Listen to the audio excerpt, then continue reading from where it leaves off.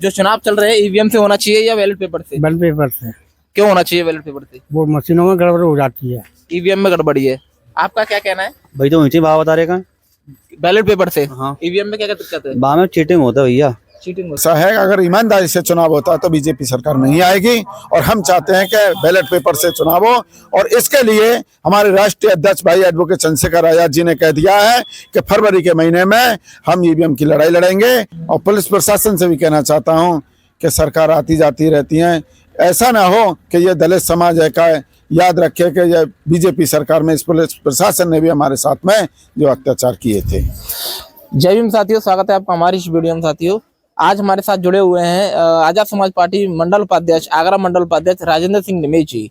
तो मथुरा के अंदर जातीय संघर्ष को लेकर परखम गांव में एक झगड़ा हुआ था जाटव समाज और ठाकुर समाज को लेकर, जो कि 26 जनवरी गणतंत्र दिवस को मनाने के रूप में हुआ था।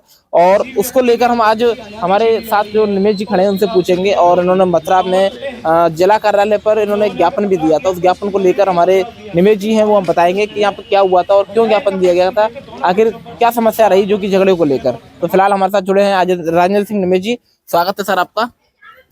धन्यवाद। तो सर क्या कहना चाहेंगे उसके उस मामले में, झगड़े को लेकर आखिर क्यों झगड़ा हुआ था, क्या बात हुई थी वहाँ पे? देखो, 26 जनवरी को जो गणतंत्र दिवस मनाया जा रहा था फरा थाना क्षेत्र के गांव परखम में, तो वहाँ पर कुछ मनुवादी लोग उस बाबा साहब के जो गाने बज रहे थे उनको रोकने को प्रयास किया गया। तो वहाँ के लोगों ने कहा कि भाई जो संविधान निर्माता हैं, जो कि आज के दिन 26 जनवरी को संविधान लागू हुआ था, तो आप क्यों मना कर रहे हो? मगर कुछ लोगों की मानसिकता के होते हुए लोगों ने उस पर रोक लगाने का काम किया और फिर वहां से झगड़ा चालू हो गया। वहां पर दोनों तरफ से जातिवादी झगड़ा हुआ, ईंट पत्थर फेंके। मौके पर वहां पर पुलिस पहुंच गई। पुलिस ने वहां पर देखा तो वहां संघर्ष हो रहा था। और अब समझ में आया कि यहाँ के जो परखम के कुछ लोग आए हुए हैं यहाँ पर, और आज हम जिला कार्यालय पर ज्ञापन दे रहे हैं राज्यपाल महोदय जी के नाम। तो हमारा कहना यह है कि भीम आर्मी आजाद समाज पार्टी के जो कार्यकर्ता आए हैं, हमारा पूरा समर्थन है समाज के लिए। और हम चाहते हैं, पुलिस प्रशासन से चाहते हैं कि जो दोषी है उनको जेल पहुंचाया जाए और जो जिसमें निर्दोष लोग हैं उनको उन पर कार्रवाई न की जाए। और जिसमें कुछ लोगों के नाम इन्होंने पुलिस प्रशासन ने जो वहां पर नहीं थे उनके नाम लिख लिए, उनको नामों को काट दिया जाए। और मैं चाहता हूं कि इन जो पीड़ित लोग हैं उनको न्याय मिलना चाहिए। और मैं आपको एक बात बता दूं कि ये जो पुलिस प्रशासन है स्वाभिमान से लिखता है, पुलिस थाने चौकियों में लिखा होता है कि हम आपकी क्या सेवा कर सकते हैं। लेकिन आज का रवैया जो देखा जा रहा है, जो बीजेपी सरकार के दबाव में आकर के पुलिस प्रशासन, ये जो दलित समाज है उनको बिना किसी कारण और झूठे मुकदमों में फंसाया जाता है। सर आपका नाम? नंद किशोर जी। तो आप ईवीएम को लेकर क्या बोलना चाहेंगे? क्या आपकी बार जो चुनाव होगा 2024 में वो ईवीएम से होना चाहिए, बैलेट पेपर से होना चाहिए? बैलेट पेपर से होना चाहिए चुनाव। ईवीएम में धारेबाजी चल रही है, जगह जगह वो जांच आ रही है। नहीं, आखिर अभी तक आप देखा जा रहा है कि ईवीएम इजीली होता है, वोट गिनने में तक दिक्कत नहीं होती, समय कम लगता है। और आप बैलेट पेपर को क्यों मानते हैं कि बैलेट पेपर से चुनाव? बैलेट पेपर से चुनाव निष्पक्ष होता है। तो ईवीएम का मतलब ईवीएम में गड़बड़ है। जो चुनाव चल रहे हैं ईवीएम से होना चाहिए या बैलेट पेपर से? बैलेट पेपर से। क्यों होना चाहिए बैलेट पेपर से? वो मशीनों में गड़बड़ हो जाती है, ईवीएम में गड़बड़ी है।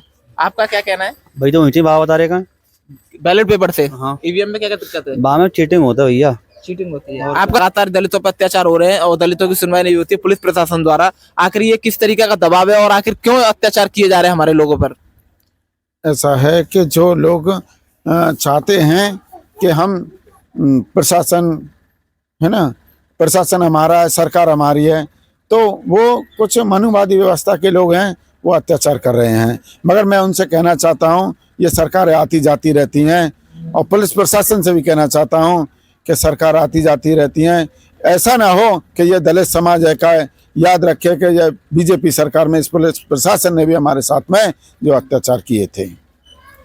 क्या मानना है कि दलित समाज में अत्याचार हो रहे थे, इसको लेकर अभी अभिषेक कुमार जाटव जी जो हैं उन्होंने एक बयान दिया था कि दलित समाज में जितने अत्याचार हो रहे हैं इसको लेकर एक नई क्रांति पैदा हो सकती है अगर ये बीजेपी सरकार ने इस तरीके से रवैया लगातार अपनाती रही। तो इसको लेकर क्या कहना चाहते हैं आप? नई क्रांति तो चालू होगी, क्योंकि जगह जगह दलित परिवार पिट रहे हैं, जगह जगह की घटना आ रही है, तो ये तो होगा। तो आपका मतलब ये है कि अगर इसी प्रकार चलता रहा तो नई क्रांति होना बिल्कुल आवश्यक है। हाँ, नई क्रांति बिल्कुल आएगी। जो हाई कोर्ट के वकील हैं उन्होंने भी एक बयान जो किया था कि ईवीएम हटाओ देश बचाओ, तो ईवीएम हटाओ देश बचाओ जो अभियान चल रहा है वो कितना सफल हो पाएगा? ऐसा है कि ईवीएम तो हटनी भी चाहिए, क्योंकि ईवीएम पर कोई भरोसा नहीं है। हम देख रहे हैं कि अभी आपने देखा होगा जो सुप्रीम कोर्ट के एक जज हैं, उन्होंने जो राजस्थान में और जो चुनाव हुए हैं तीनों जगह पे, जो चुनाव आयोग ने जो सूची दी थी उससे भी बढ़ करके वहां पर वोट निकल रहे हैं, तो घपलेबाजी तो है ही है। और सीधी सी बात है, जब हमारे जो बैंक खाते में से हमें पता नहीं पड़ता, जब पैसा निकल जाता है, तो हम तो चाहते हैं कि ईवीएम में गड़बड़ हो सकती है और है। तो ईवीएम में गड़बड़ है इस बात को लेकर पूरी तरह संतुष्ट हैं और ईवीएम हटना चाहिए इसको लेकर पूरी तरह से संतुष्ट है। आप क्या कहना चाहेंगे? हाँ, ये भी हटना चाहिए। हटना चाहिए। तो 2024 में जो चुनाव आने वाले हैं, 2024 में चुनाव आने वाले हैं, क्या कितनी उम्मीदें हैं कि बीजेपी सरकार दोबारा से वापस अपनी सरकार बना पाएगी? देखो, ऐसा है, अगर ईमानदारी से चुनाव होता तो बीजेपी सरकार नहीं आएगी, और हम चाहते हैं कि बैलेट पेपर से चुनाव हो। और इसके लिए हमारे राष्ट्रीय अध्यक्ष भाई एडवोकेट चंद्रशेखर आजाद जी ने कह दिया है कि फरवरी के महीने में हम ईवीएम की लड़ाई लड़ेंगे, और आजाद समाज पार्टी भीम आर्मी इस ईवीएम का लड़ाई लड़ेगी और इसे चाहेगी कि भाई बैलेट पेपर से चुनाव होना चाहिए। हम चुनाव आयोग से भी कहते चाहेंगे कि बैलेट पेपर से चुनाव होना चाहिए 2024 का। तो जैसे कि अभी हम जान पा रहे हैं कि नगीना सीट से चंद्रशेखर आजाद जी जो है चुनाव लड़ रहे हैं, क्या नगीना सीट जीत पाएंगे चंद्रशेखर आजाद जी? कितना संघर्ष है वहां पे? बिल्कुल जीत पाएंगे, क्योंकि जो समाज देख रहा है, जहां कहीं पर भी कोई अत्याचार होता है तो भाई पहुंचते हैं, और जो संघर्ष करता है वही आगे बढ़ता है, ये आप खुद जानते हैं। तो भाई निश्चित जीतेंगे वहां से, क्योंकि वहां का पूरा समर्थन मिल रहा है, बहुजन समाज का समर्थन मिल रहा है वहां पर।